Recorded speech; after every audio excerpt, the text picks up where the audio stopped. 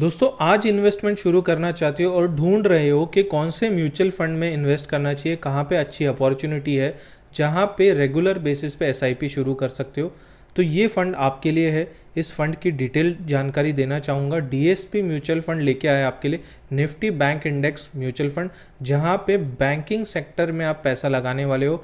Investment कुछ banking stocks में होंगे, कॉन्सेंट्रेटेड पोर्टफोलियो होगा, बट रिटर्न्स कैसे होंगे, किस तरह का बैंकिंग सेक्टर का परफॉर्मेंस रहा है, किस तरह से परफॉर्म करने वाला है, ये सारी जानकारी इस फंड के बारे में मैं इस वीडियो में देना चाहूँगा। तो चलिए शुरू करते हैं। तो जैसे कि आप मेरी स्क्रीन देख सकते हो, डीएसपी द्वारा लॉन्च किया गया है निफ्टी बैंक इंडेक्स फंड। अब यहाँ पे आप देख सकते हो करंट अंडर परफॉर्मेंस है बैंकिंग सेक्टर के अंदर। जैसे यहाँ पे आप देख सकते हो किस तरह से परसेंटेज में यहाँ पे ग्राफ दिया हुआ है और नीचे कैलेंडर ईयर्स में, तो यहाँ पे -5% तक का यहाँ पे डाउन परफॉर्मेंस देखने मिला है जब हम कंपेयर करते हैं निफ्टी टीआरआई इंडेक्स से, मतलब निफ्टी 50 इंडेक्स की बात कर रहा हूँ। तो 5 साल में आप देख सकते हो लेमन ब्रदर क्राइसिस के वक्त एक बार ऐसा सिचुएशन आया था, उसके बाद कोविड आने के बाद ऐसा सिचुएशन है जहाँ पे बैंकिंग सेक्टर जो है अंडर परफॉर्म करते हुए दिखा है। अब कितने टाइम से अंडर परफॉर्म कर रहा है, तो करीबन 5 साल से अंडर परफॉर्म कर रहा है। 11 मई 2021 से लेके अभी तक ये सेक्टर अंडर परफॉर्मेंस में है। ऐसे कुछ पीरियड्स पास्ट में भी रहे हैं जहाँ पे मैक्सिमम 202 डेज का अंडर परफॉर्मेंस देखने को मिला है। उसके पहले करीबन 90 दिन का अंडर परफॉर्मेंस है, बट इस बार तो बेशक रिकॉर्ड ब्रेकिंग अंडर परफॉर्मेंस देखने को मिला है, करीबन 1100 दिन का। तो ये एक बहुत बड़ी चीज़ है जहाँ पे आज अपॉर्चुनिटी आप ढूंढ रहे हो। ये सेक्टर है जहाँ पे आज अंडर परफॉर्मिंग सेक्टर होने के बावजूद लोग पैसा इन्वेस्ट नहीं करते, तो ये एक अच्छी अपॉर्चुनिटी आपके लिए हो सकती है। अब यहाँ पे देखते हैं प्राइस टू बुक रेशियो जो होता है यहाँ पे 2.42% का आज के टाइम पे। जनरली एवरेज बैंकिंग सेक्टर के अंदर 2.31 इज़ द एवरेज, तो नियर बाय एवरेज यहाँ पे प्राइस टू बुक रेशियो देखने को मिल रहा है। और ये अपॉर्चुनिटी आपके लिए रिलेटिव टर्म्स के माध्यम से बेटर हो सकती है क्योंकि वैल्यूएशन आज सही है बैंक्स के। रिटर्न ऑन इक्विटी रेशियो आप देखोगे तो 14.5% के करीब है।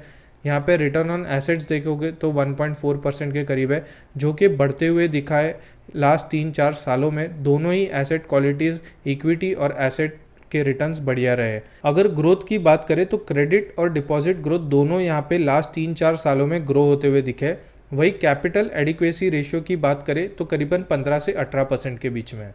नेट एनपीएस की बात करें, मतलब नॉन परफॉर्मिंग एसेट्स, मतलब बैंक के बैड लोन्स कितने हैं, तो यहाँ पे आप ये भी देख सकते हो कि नेट एसेट्स जो है ग्रॉस एनपीए की बात करूँ तो यहाँ पे 3.9% के करीब है, बट नेट एनपीए 0.9 है, जो कि लोवेस्ट है आज तक के हिस्ट्री में। कि बैड डेट जो है सबसे ज़्यादा कम है बैंकिंग सेक्टर के अंदर, मतलब ज़्यादा से ज़्यादा लोग इंटरेस्ट पे करके लोन रीपे कर रहे हैं। अब बात करते हैं कि इस समय पे क्यों ये अपॉर्चुनिटी हमको दिख रही है, क्योंकि लास्ट 5 साल का जो अंडर परफॉर्मेंस रहा है, मतलब हमेशा एक ही साइकिल नहीं होगा कि अप ट्रेंड चलेगा या लो ट्रेंड चलेगा, सिक्लिकल होता है, साइकिल चेंज होने वाला है। तो ये एक अपॉर्चुनिटी हो सकती है जहाँ पे आज बैंकिंग सेक्टर में आप इन्वेस्टमेंट शुरू करके अपना पैसा बना सकते हो, रिटर्न्स अच्छे बना सकते हो। अब बात करते हैं कि कौन से स्टॉक्स में पैसा लगेगा, यूनिवर्स कैसे रहने वाला है इस फंड का। तो यहाँ पे टोटल 12 बैंकिंग स्टॉक्स में पैसा लगेगा, mix of both private and public banks रहेंगे।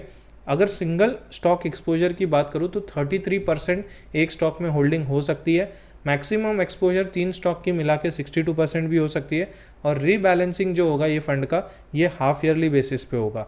अब यहाँ पे देख सकते हो कि कॉन्स्टिट्यूएंट एंड वेटेज, जैसे एचडीएफसी बैंक में 29% तक का वेटेज होल्ड करेंगे, आईसीआईसीआई बैंक में 23.8% तक का, एक्सिस बैंक में 9.8, इसी तरह से स्टेट बैंक, कोटक महिंद्रा और बाकी बैंकों में भी ये स्टेक इन्वेस्ट करेंगे अपना।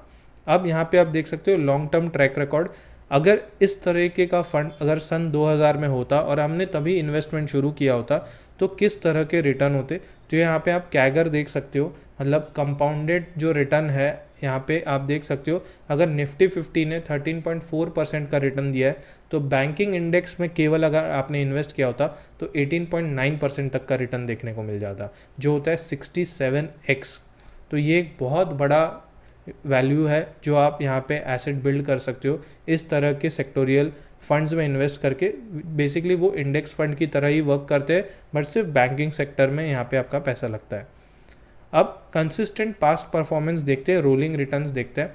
तो एक साल में अगर आप देखोगे बैंक TRI और निफ्टी 50 का कंपैरिजन करें, 1 साल, 3 साल, 5 साल, 7 साल और 10 साल, तो करीबन 16 से 18% के बीच में रिटर्न दिया है इन्होंने, कंपेयर टू जो निफ्टी है 50 उसने 13 to 14% के बीच में रिटर्न दिया है। वही बात करें कि ग्रेटर देन 12% रिटर्न्स कितने बार दे पाए हैं ये लास्ट 10 सालों में, तो एक साल की प्रोबेबिलिटी बैंकिंग सेक्टर की 62% है, वही निफ्टी 50 की 54% रही है।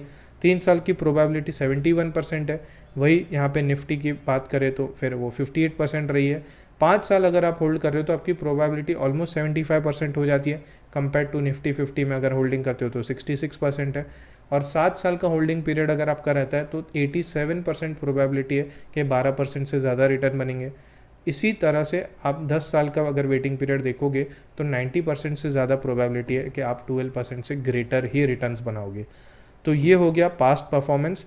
अब इन्वेस्टमेंट प्रोसेस सिंपल है, इनका एक प्रोसेस है, फंड मैनेजर्स है जो प्रॉपर इवैल्यूएशन करते हैं, रीबैलेंसिंग करते हैं और स्टॉक्स में इन्वेस्ट करते हैं।